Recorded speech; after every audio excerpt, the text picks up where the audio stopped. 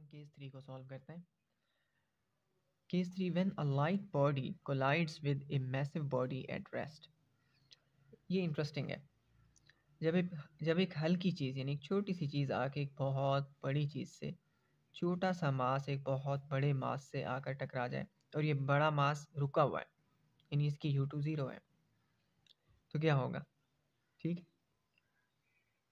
अक्सर आपने देखा होगा कि कुछ छोटे पतले रेसलर आते हैं और एक बड़ा सा रेसलर खड़ा होता है और उससे टकराते हैं। देखते हैं इक्वेशन क्या कहती है हमें इस बारे में। तो अब हम इस कंडीशन को मैथमेटिकली कैसे लिखेंगे? मैथ्स की ज़ुबान में हम ऐसे लिखेंगे, m1 जो हल्की बॉडी है इज़ मच लेस देन, ठीक, अगर इस तरह हो तो मच ग्रेटर देन, और अगर इस तरह हो तो मच लेस देन।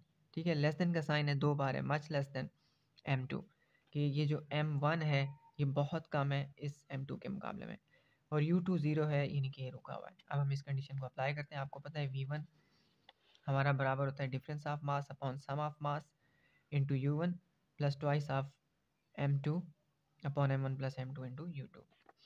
अब हम इस कंडीशन को अप्लाई करेंगे तो इसको हम कह सकते हैं कि ये बहुत कम है, since m1 is much less than m2 and u2 is equal to zero. Therefore अब मैं यहाँ एक चीज़ लिख देता हूँ, यहाँ पे एक और चीज़ भी लिख देता हूँ, since m1 is much less than m2, तो हम m1 को कह सकते हैं नियरली इक्वल टू ज़ीरो या अप्रॉक्सीमेटली। ये साइन ऑफ अप्रॉक्सीमेशन है कि इसका मतलब होता है कि कोई चीज़ तकरीबन ज़ीरो के बराबर है। अगर ये बहुत कम है तो ये तकरीबन ज़ीरो के बराबर होगा, and u2 is equal to zero. तो ये पूरी कंडीशन हमारे पास बन जाती है। ये कंडीशन हम अप्लाई करेंगे इस इक्वेशन में। आपको पता है m1 की जगह मैं ज़ीरो पुट कर सकता हूँ। यहाँ पे मैंने ज़ीरो पुट किया, यहाँ पे m1 था, यहाँ ज़ीरो, यहाँ पे ज़ीरो और यहाँ पे ज़ीरो, जहाँ जहाँ m1 था मैंने ज़ीरो पुट कर दिया। तो यहाँ पे आपका m2 बचेगा, नेगेटिव का m2, माइनस का m2 और प्लस का m2, ये हो जाएगा कैंसिल। यहाँ से बचेगा माइनस का u1 और यहाँ पे u2 ज़ीरो है और यहाँ पे हम ज़ीरो पुट करेंगे, क्योंकि दूसरी बॉडी रुकी हुई है इसलिए हम यहाँ ज़ीरो पुट करेंगे। u2 हमारा ज़ीरो के बराबर है, तो ये पूरी की पूरी टर्म ज़ीरो हो जाएगी।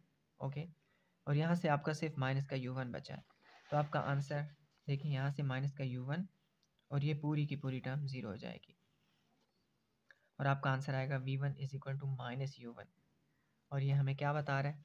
नेगेटिव साइन फिजिक्स में डायरेक्शन को शो करता है इन दी ऑपोजिट डायरेक्शन। एक्शन का रिएक्शन हो जाएगा, ऐसे लगेगा जैसे दीवार से टकरा गया। इस केस में हमारा जो छोटा रेसलर है वो सामने वाला रेसलर कुछ ज़्यादा ही स्ट्रॉन्ग है, टकरा के बिल्कुल वापस रिफ्लेक्ट हो जाएगा। अब हम v2 निकालेंगे इस दूसरी पहलवान बॉल की वेलोसिटी। ओके, वेरी क्विकली, जल्दी जल्दी v2 का फॉर्मूला लिख लेते हैं। v2 का फॉर्मूला है twice of mass m2 upon sum of mass into u1 plus m1 difference of mass upon sum of mass into u2। अब हम ये कंडीशन अप्लाई कर देंगे, यानी m1 क्योंकि नेग्लिजिबल है तो इसको हम इक्वल टू ज़ीरो पुट कर देंगे, ठीक, और u2 यहाँ पे मैं एक इजाफा कर देता हूँ, m1 is nearly equal to zero, approximately zero.